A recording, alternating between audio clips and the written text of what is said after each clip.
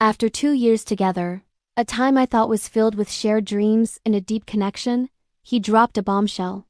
He sat across from me, the person I had built my life around, and said the one thing I never expected to hear. He wanted to just be friends. My world tilted on its axis. For a moment, I couldn't breathe. Everything we had, all the late-night talks, the promises, the future we planned, was it all just gone? I felt a wave of shock, a coldness spreading through me. But then, as I looked at him, waiting for my tears, my anger, my heartbreak, something else took over. A strange sense of clarity washed over me. I saw the expectation in his eyes, the way he was bracing for a scene. He thought he knew how this would go. And in that instant, I decided he wouldn't get the reaction he was prepared for. So I did something that completely threw him off. I smiled. A genuine, calm smile. And I said, "Okay, friends it is." The confusion on his face was immediate and, I have to admit, a little satisfying. He stumbled over his words, trying to explain, to soften the blow he thought he delivered. But I just nodded along, serene and agreeable. He wanted friendship? Fine. I was about to show him exactly what being just friends with me looked like. The next morning, his usual "good morning, beautiful" text arrived. I let it sit for a few hours before replying with a simple "hey." He called me later that day, wanting to vent about a problem at work, our usual routine. I listened for a minute before politely cutting him off. "That sounds tough," I said. "But I'm actually in the middle of something. Maybe you could talk to one of your other friends about it?" The silence on the other end of the line was heavy. He wasn't used to this. He was used to me being his constant emotional support, his sounding board, his cheerleader. But friends have boundaries. Friends don't owe each other hours of unpaid emotional labor. The following week, he asked if I could help him pick out a gift for his mom's birthday, something we always did together.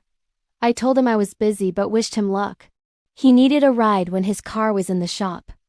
I suggested a ride-sharing app. Each time he reached out for that special treatment, that girlfriend level of support, he was met with a polite, firm, friendly boundary. I was cheerful. I was kind, but I was no longer his person. He was getting exactly what he asked for, a friendship. A normal, casual, run-of-the-mill friendship, and it was driving him crazy. He couldn't understand why I wasn't heartbroken. He couldn't grasp why I wasn't fighting for him. He had expected me to be waiting in the wings, pining for him, ready to be his emotional safety net while he figured things out. But this was nothing compared to what happened next. If you enjoy stories like this, feel free to subscribe for more. The shift in our dynamic was fascinating to watch. The more I treated him like just a friend, the more he tried to act like my boyfriend again. He started sending flowers, leaving heartfelt voicemails, asking me on dates. He'd say things like, "I miss how things were," and "I made a mistake." It was a classic case of wanting what you can't have. He hadn't wanted to be my partner, but he couldn't stand not being the center of my universe. He had demoted me to a friend, but still expected all the benefits of a relationship. By taking away that emotional access, I had completely flipped the power dynamic. I wasn't playing a game. I was simply respecting his decision. And in doing so, I was respecting myself.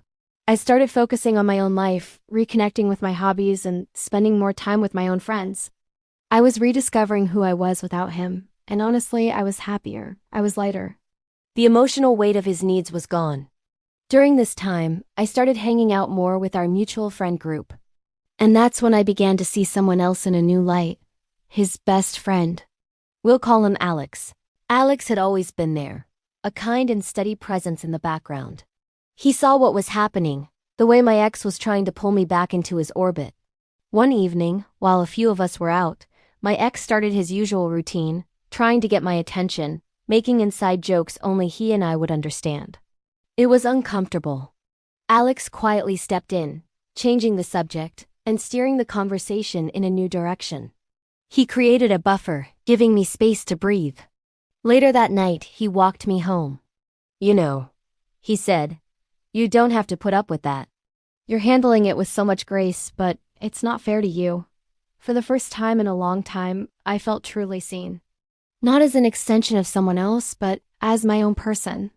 Alex and I started talking more, just the two of us. Our conversations were easy, balanced.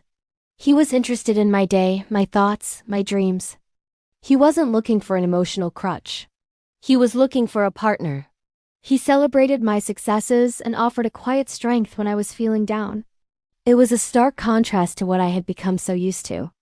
There was no manipulation, no mind games, it was just real.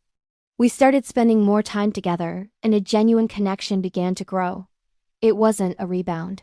It was a revelation. It showed me what a healthy, supportive relationship could actually feel like. One day, I got a frantic call from my ex. He had seen Alex and me having coffee, laughing together. The tone of his voice was a mixture of panic and accusation. "What's going on with you and Alex?" he demanded. I stayed calm. "We're friends," I said simply. "We're getting to know each other. But he's my best friend," he exclaimed, as if that was some unbreakable rule. I took a deep breath. "You and I are just friends, remember? That was your choice. My life is my own now. And who I choose to spend my time with is my decision." The silence that followed was deafening. He had finally realized that he had lost all control. He had made his choice, and now he had to live with the consequences. He thought he could put me on a shelf to be picked up again whenever he felt lonely or needed an ego boost. He never imagined that I would simply walk away from that shelf and build a new one, a better one for myself. He didn't just lose a girlfriend. He lost the privilege of my emotional support, my time, and my energy. And in a final ironic twist, his actions pushed me directly towards someone who truly valued me, someone who happened to be his closest friend. Seeing me happy, truly happy with someone else, that was the real consequence of his choice. He had wanted to be friends, and I had honored his request so completely that I had befriended my way into a new, better life without him. My story isn't about revenge in the traditional sense. It's about the quiet, powerful revenge of self-respect. It's about giving someone exactly what they ask for and then moving on to get what you deserve. Sometimes the most satisfying ending is the one you write for yourself, filled with peace, happiness, and a love that lifts you up instead of holding you back. For more stories about turning the tables and finding your power, follow this page. Thanks for listening.